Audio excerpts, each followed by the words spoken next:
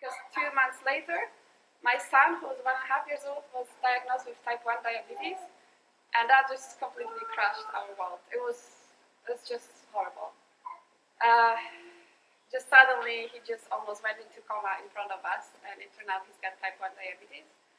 And I was just angry at everyone, at everything, and I remember when the doctor said, so this is the insulin, he needs to take it with every meal for the rest of his life, and there's nothing you can do to make him feel better. He just needs insulin. And I was like, okay, well, I was in a shock. I don't know what I was thinking even for the first few weeks. And he was really not coping with the high sugars, and we didn't know what to do. And my husband also has type 1 diabetes, but I also said it's not fully genetic. Some genes may wake up during some toxic influence from the external world. So it doesn't mean that everyone in our family will have type diabetes. It's just something was unfortunate with my youngest son. And my husband was never motivated to actually change anything in his diet. He was just taking insulin, as everyone said. And when the doctor said there's nothing you can do, then like a bulb lighted in my head, like I'm sure there's something I can do. So I started reading, because seeing that few changes in the food make huge difference on my body, I was kind of digging into that direction about nutrition. So I read 3 months, I read 20 books about nutrition, and they're all leading me towards that a fully plant-based diet or mostly plant-based diet is the best nutrition for human body. And they're not only about plant-based diet, but they're all kind of leading that direction, and they were based on science researchers. And when I read all of them, I was like, I think we have to try to be mostly plant-based and see how it goes and see what happens. And then I told my husband that, yeah, we're going to try to eat plant-based now. And we used to eat eggs and bacon for breakfast. I tried paleo diet 4 months before that because no dairy and no gluten, kind of the paleo diet, I thought it worked, but it was not for me. It was way too much meat. And I felt heavier, but luckily my husband was like, okay. I was like, okay, you really said that? Also, he was doing his own research on the side, and whenever he was channeling through different people, they're all mentioning the plant-based food, it's the food that it's along with anything else that we can change. So we slowly started eliminating meat. I'm from Poland, so we probably ate meat 6 times a week, and Friday was fish, so yeah, so it was probably 7 days a week. And we started eliminating by doing it 3 times a week, and then twice a week. And then next week we felt like, oh, actually we don't crave meat anymore. So we really, within 3-4 weeks, we managed to get rid of meat. And then was eggs. Eggs took us the longest. But then one moment, I remember one day, it's just like I had this egg. I was like, oh, I don't like it anymore. So for 3 months, we were completely plant-based, but we felt like we were not missing anything. Like we felt ready, and we didn't crave anything. We had, along with reading about plant-based nutrition, then I moved to reading books about how to balance plant-based diet written by dietitians. So I know at least what I can do. So we have all the nutrients that we need, especially with 2 kids. So I read these books then, and on my website happybeats.com I've listed all the books that I found very helpful, if you want to check it out. And yeah, we just started eating plant-based, I guess, within 3 months. First thing that we noticed is a lot of energy. I remember when we were eating meat, I usually was very tiring, and I also had to have coffee or 2 with that. So one thing that we noticed, it was more energy. And my son was suffering from eczema for 3 years, my oldest son. He's now 7. He was having eczema since he was 9 years old. And turned out he's also dairy intolerant, and we didn't know.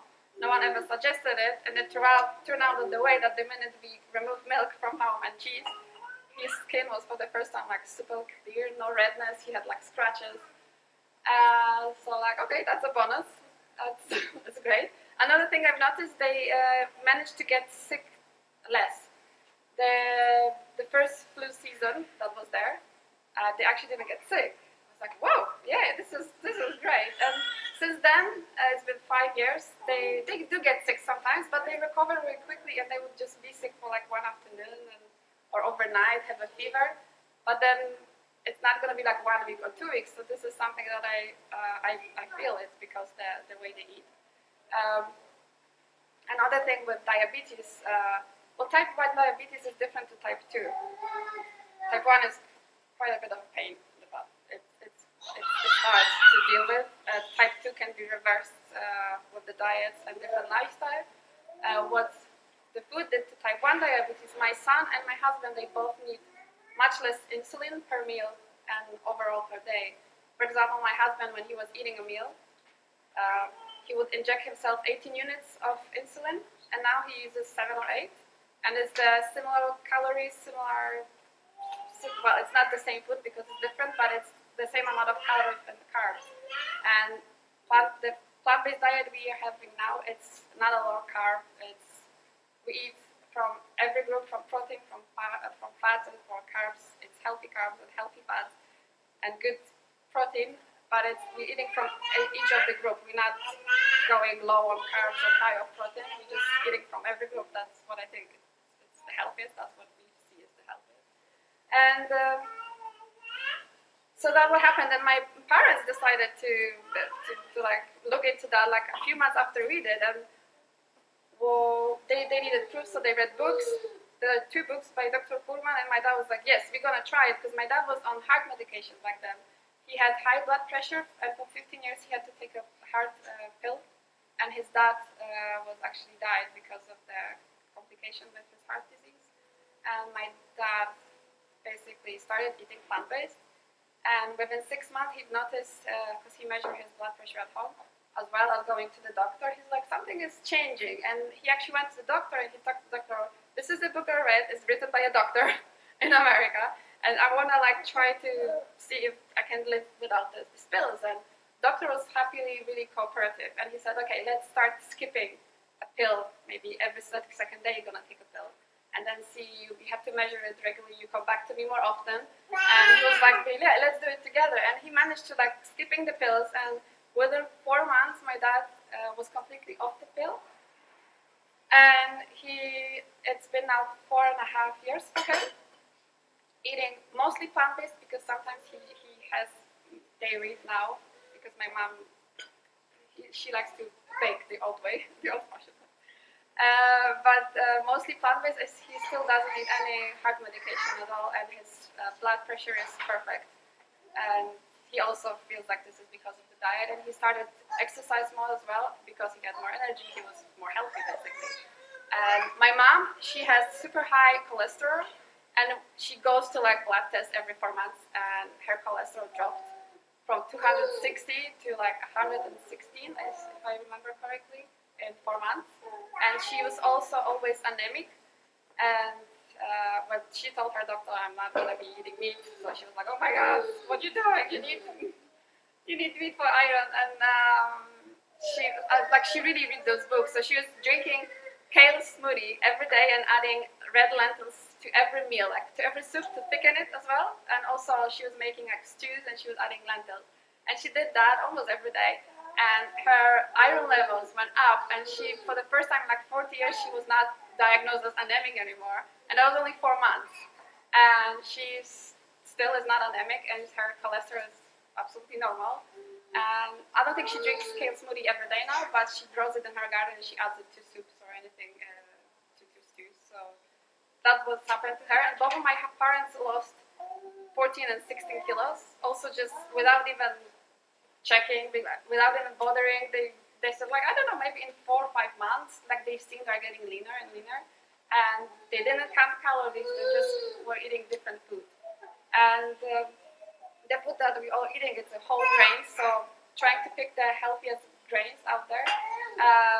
You can choose gluten-free grains like millet and buckwheat and quinoa. We still eat potatoes, and then we choose beans or lentils. I prefer lentils to beans, like I feel like I just digest them better. So lentils and beans, organic tofu or tempeh, lots of fruits and vegetables, especially green vegetables, because they have a lot of calcium, and seeds and nuts. Like my dad was like, I eat tahini. I make my own tahini every day because tahini is extremely high in calcium. And my dad is like, I'm making my own tahini now. I was like, okay, Dad. He's really proud of it. So this is something that they still incorporate. And even as you see, like they slightly started eating more dairy because my mom likes to bake and she lives in a small village and she cannot find coconut milk or anything like that. And they still keep the really good results. And they're going to the doctors really regularly. That we love their doctors. And everything is working well, even though they're not fully plant-based, but they are mostly plant-based. So this is how they work it out. This is how it went for them. And we are here now. My kids are now 7 and 5, 7.5 and 5.5, I think. They've been vegan most of their life now. They have perfect blood results. I have a few tough conversations with some dietitians here. They actually didn't have any knowledge about also vegetarian diet, so when I said I'm actually vegan, I was like, oh my goodness. But there is information out there, and they can do extra courses to educate about plant-based lifestyle, because in America now there are actually centers when you go, when they treat you with plant-based diet, and they help you get rid of the heart disease or type 2 diabetes. And maybe it will come here one time to Europe. But yeah, this is what is happening, and I don't know what I'm talking about. I'm just kidding. Yeah. Also, so first was for me the changing of the diet. Then I was quite open-minded to look for other sources, and I was looking into ethical side of being plant-based, so then vegan, and watching a few documentaries. I discovered okay, I don't feel a need to eat meat anymore because of ethical reasons. And I wouldn't hurt a squirrel, a cat, or a dog, or a little piglet. So it felt like right for me to also become clear with this side. So yeah, I'm actually vegan now, so not only plant-based, but ethically not harming any animals. And my kids like a little vegan activist. Like they understand it totally. Like when we switched the diet, we explained that we're doing it for health reasons, to help Julian, my little one, and this is what happens. But then I started asking questions. So what is the sausage from? Like what is it made of? And I said, well, it's, for example, made from a pig, and it needs to be hurt. It's hurt usually. He's not happy about it. And they're like, people know about it. Like why they're doing it? They're like so honest about it. Like why people still doing it? And at their school when there are lots of vegetarians and vegans, so they're feeling really normal that they don't eat meat. And my friends, they're open to any diet, so it's never a problem. It's never awkward, I feel. And I think it shouldn't be awkward. And often I hear from people, oh, I could give up meat, but I couldn't give up cheese. But I want to be vegan, or I want to have a vegan lifestyle, but I cannot give up cheese. Like just do that. Give up meat, but have the cheese. It's okay. It's not about being perfect. It's about progress. And this is always like, also it's coming from, I know some crazy vegans as well. And they annoy me. Because it's not about, oh, you ate meat today, you're not my friend. Or you still have a leather belt that my grandfather gave me when I was 6. Yes, I still have it. Although, yes, I still have it. So it's not about pointing out what you do wrong. It's about, I would say, cherishing what is good. So cherishing the positives. If there is any positive changes that any of you would see trying to switch today, then I will be happy as that. I'll be happy focusing on that. And I prefer to do that rather than like, oh, you're not good enough. No one wants to hear that these days. So, but I heard that a lot when I switched. I was the only one in my family who changed the diet, and I heard a lot of bad comments. You have to really get immune to that, and like I'm doing my own. I did my research. I know what I'm doing, and I want to try it because of my son, and I want him to be the healthiest possible.